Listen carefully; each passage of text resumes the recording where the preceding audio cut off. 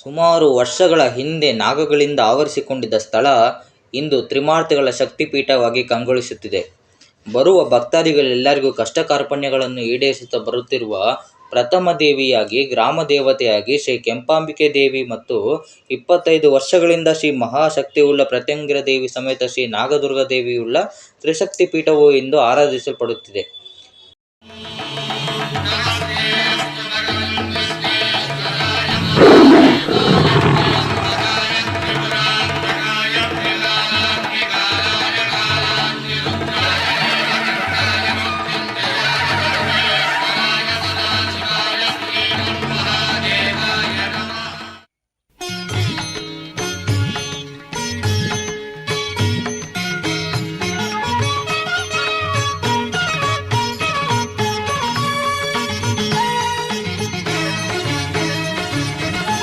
ದೇವಿ ಶರಣೆಂಬೆ ಪಾಹಿ ಮಾಂ, ದೇವಿ ಶರಣೆಂಬೆ ಪಾಹಿ ಮಾಂ, ಮಹಾಮಾತೆ ವರದಾತೆ ಶ್ರೀಮಾತೆ.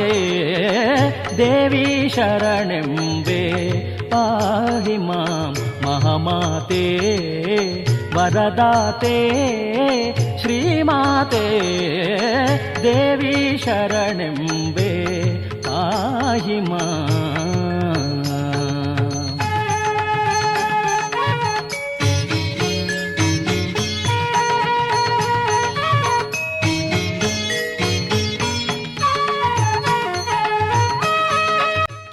ಪ್ರತಿ ಪೌರ್ಣಮಿಯು ಮಹಾಯಾಗ ನಡೆಯುವ ಜಾಗದಲ್ಲಿ ಈ ಜಾಗವು ಒಂದಾಗಿದೆ. ತ್ರಿಮಾರ್ತಿಗಳ ಶಕ್ತಿಪೀಠದೊಂದಿಗೆ ಸಪ್ತ ಕನ್ನಿ ತಾಯಿಯವರ ಆಶೀರ್ವಾದವನ್ನು ಸಹ ಇಲ್ಲಿ ಪಡೆಯಬಹುದು. ಈ ದೇವಾಲಯವನ್ನು ಇಂದುವರೆಗೂ ಶ್ರೀ ನಾಗದುರ್ಗಾ ದೇವಿ ಪೀಠ ಎಂದು ಸಂಸ್ಥಾನವು ಎಂಬ ಟ್ರಸ್ಟ್ ನಡೆಸಿಕೊಂಡು ಬರುತ್ತಿದೆ. ಈ ದೇವಾಲಯದಲ್ಲಿ ಟ್ರಸ್ಟ್ ಅನ್ನು ನಡೆಸಿಕೊಂಡು ಬರುತ್ತಿರುವ ಗುರುಗಳ ಹೆಸರು ಶ್ರೀ ಸತ್ಯಬಾಲಸ್ವಾಮಿಯವರೆಂದು ನಡೆಯುತ್ತಿದೆ. ಸುಮಾರು 7 ತಲೆಮಾರುಗಳಿಂದ ಪೂಜಿಸಲ್ಪಡುತ್ತಿದ್ದಾರೆ. ನಾಡದೇವತೆಯಾದ, ಗ್ರಾಮ ದೇವತೆಯಾದ ಶ್ರೀ ಕೆಂಪಾಂಬಿಕೆ ದೇವಿ ಕ್ಷೇತ್ರ ಇದು.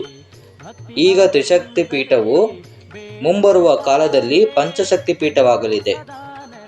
ಹರಸುತ ಬಾರಮ್ಮ ಎನ್ನೊಳು ಸದಾ ನೆಲೆಸಿ, ಹರಸುತ ಬಾರಮ್ಮ ದೇವಿ ಶರಣೆಂಬೆ ಪಾಹಿ ಮಾಂ, ಮಹಾಮಾತೆ ವರದಾತೆ ಶ್ರೀಮಾತೆ.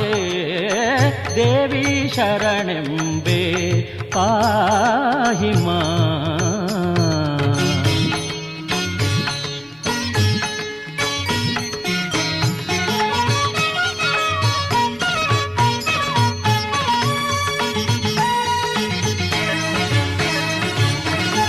ಅಂಕೋಲದೊಳು ಮಹಾನಿಧಿ ನೀನಾಗಿ, ಅಂಕೋಲದೊಳು ಮಹಾನಿಧಿ ನೀನಾಗಿ ಸಲಹುತ್ತಲಿರುವೆ ಜಗವ ನಿರಂತರ.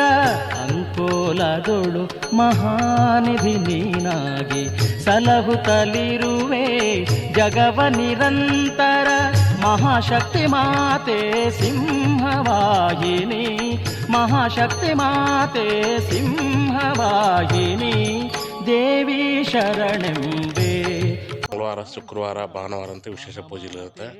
ಇಲ್ಲಿ ತ್ರಿಮಾತೆಯರ ಒಂದು ಅನುಗ್ರಹ ಸದಾ ಎಲ್ಲ ಭಕ್ತಾಗಲಿ ಸಿಗಬೇಕನ್ನೋ ಒಂದು ಸಂಕಲ್ಪದಿಂದ ವಿಶೇಷ ಪೂಜೆಗಳು ಪ್ರತಿ ಮಂಗಳವಾರ, ಶುಕ್ರವಾರ, ಭಾನುವಾರ ನಡೆಯುತ್ತೆ. 35 ಆರತಿಗಳಿಂದ ದರ್ಶನಗಳಿರುತ್ತೆ. ಬೆಳಗ್ಗೆ ಗೋಪೂಜೆ ನಂತರ ದೇವಿ ದರ್ಶನ ಇರುತ್ತೆ. ನಂತರ 12 ಗಂಟೆಗೆ ಮಹಾಮಂಗಳಾರತಿ, ಕುಂಕುಮಾರ್ಚನೆ, ಪುಷ್ಪಾರ್ಚನೆ, ಭಜನೆ ಇರುತ್ತೆ. ಅಷ್ಟೋತ್ತರಗಳು ಓದುವಂಥದ್ದು ಇರುತ್ತೆ. ಮತ್ತು ಮಹಾಮಂಗಳಾರತಿ ಆದ ನಂತರ ಭಕ್ತರಲ್ಲಿ ಏನು ಕಷ್ಟಕಾರ್ಪಣೆ ಇದೆಯೋ ಇಲ್ಲಿ ಪರಿಹಾರ ಸಿಗುತ್ತೆ. ಪೀಠಾಧಿಪತಿಯಲ್ಲಿ ಭೇಟಿ ಮಾಡಿಸಿ ಅವ್ರ ಮುಖಾಂತರದಲ್ಲಿ ಏನು ಪರಿಹಾರ ಸಿಗುತ್ತೋ ಅದು ನಿಮಗೆ ಸೂಚನೆ ಕೊಡ್ತಾರೆ. ಯಾವ ಸಮಸ್ಯೆಗಳಿದ್ರೂ ಪರಿಹಾರ ಸಿಗುತ್ತೆ. ಹಾಗೆ ಪ್ರತಿ ಅಮಾವಾಸ್ಯೆ ಹುಣ್ಣಿಮೆ ಟೈಮಲ್ಲಿ ಮಹಾಪ್ರತ್ಯಂಗರ ಹೋಮ ಇರುತ್ತೆ. ಈ ಮಾಟ ಮಂತ್ರ, ದೃಷ್ಟಿದೋಷ, ವಾಮಾಚಾರ ಈ ಥರ ಏನೇ ಸಮಸ್ಯೆಗಳಿದ್ದರೂ ಮಹಾಪ್ರತ್ಯಂಗರ ಹೋಮದಲ್ಲಿ ಭಾಗವಹಿಸಿದರೆ ಶ್ರೇಷ್ಠವಾದಂಥದ್ದು. ಸಮಯ 12 ಗಂಟೆಯಿಂದ ಹೋಮ ಪ್ರಾರಂಭ ಆಗುತ್ತೆ. ಈ ಹೋಮಕ್ಕೆ ಯಾವುದೇ ರೀತಿಯ ಶುಲ್ಕ ಇಲ್ಲ, ಸಾಮೂಹಿಕವಾಗಿ ನಡೆಯುತ್ತೆ. ಭಕ್ತರ ಒಂದು ಇದಕ್ಕೋಸ್ಕರ ಮತ್ತು ಅವರ ಸಮಸ್ಯೆಗಳು ಏನು ಪರಿಹಾರ ಆಗಬೇಕು ಅಂದ್ಕೊಂಡಿಯೋ ಅದರ ಉದ್ದೇಶದ ಮೇಲೆ ಪ್ರತಿ ಅಮಾವಾಸ್ಯೆ ಟೈಮಲ್ಲಿ ಪ್ರತ್ಯಂಗರ ಹೋಮ ನಡೆಯುತ್ತೆ. ಆಳರಿವಿ ಅಂದರೆ ನಾಗಮಾಲೆ ಹಾಕ್ಕೊಂಡು ಅಮ್ಮನವ್ರಿಗೆ ಹಾಲಿನ ಅಭಿಷೇಕ ಮಾಡತಕ್ಕಂಥದ್ದು, ಮಾಲೆ ಹಾಕ್ಕೊಂಡು ಇರುಮುಡಿ ಸಲ್ಲಿಸ್ತಕ್ಕಂಥದ್ದು ನಾಗದುರ್ಗಾ ದೇವಿಗೆ. ಈ ಥರ ವಿಶೇಷವಾದ ಕಾರ್ಯಕ್ರಮ ನಡೆಯುತ್ತೆ. ಮತ್ತು ಈಗ ನಾಗದ್ದು ಅಂತ ಅದು ಇರುಮುಡಿ ಕಟ್ಕೊಂಡು ಬರ್ತಾರೆ ಅಂತ ಹೇಳಿದ್ರಲ್ಲ, ಸೊ ಅದಕ್ಕಾಗಿರೋ ಪ್ರೊಸೀಜರ್ ಏನು, ಮತ್ತು ಅದಕ್ಕಾಗಿರೋ ಲೈಕ್ ಯಾವ ವಯಸ್ಸಿಂದ ಮಾಡಬೇಕು, ಯಾರ್ಯಾರು ಮಾಡಬೇಕು, ಏನು ಥರ ಮಾಡಬೇಕು?